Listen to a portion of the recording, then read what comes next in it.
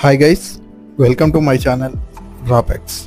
So ఈరోజు వీడియోలో 2021, 2022, 2024 world cup squad గురించి మనం ఒకసారి కంపారిజన్ అనేది చూసుకుంటే 2022 వర్సెస్ 2024లో 7 చేంజెస్ అనేవి జరిగాయి.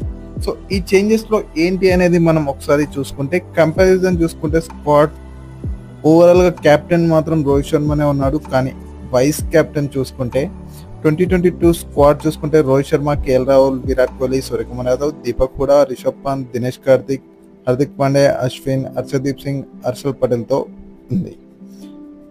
రీసెంట్ 2024 స్క్వాడ్ చూసుకుంటే రోహిత్ శర్మ కెప్టెన్, యశస్వి జైస్వాల్, విరాట్ కోహ్లీ, సూర్యకుమార్ యాదవ్, రిషబ్ పంత్, సంజు శాంసన్, హార్దిక్ పాండ్యా, రవీంద్ర జడేజా, శివం దుబే, అక్షర్ పటేల్, కుల్దీప్ యాదవ్, చాహల్, హర్షదీప్ సింగ్, బుమ్రా, మొహమ్మద్ సిరాజ్.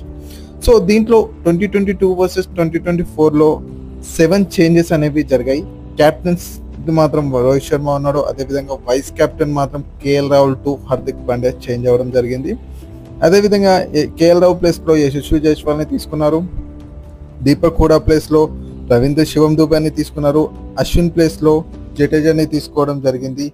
అదేవిధంగా షమీ ప్లేస్లో సిరాజ్ని, హర్షల్ పటేల్ ప్లేస్లో బుమ్రాని తీసుకున్నారు. సో ఈ స్క్వాడ్లో మీరేమనుకుంటున్నారు అనేది కామెంట్ సెక్షన్లో కామెంట్ చేయండి. మరియు ఏ టీం గెలుస్తుంది, ఏ ప్లేయింగ్ 11తో ఇండియా అనేది వరల్డ్ కప్కి బరిలోకి దిగబోతుంది అని అనుకుంటున్నారు కామెంట్ సెక్షన్లో కామెంట్ చేయండి. మరిన్ని వీడియోస్ మళ్ళీ కలుద్దాం. Like, share and subscribe to రాఫెక్ట్.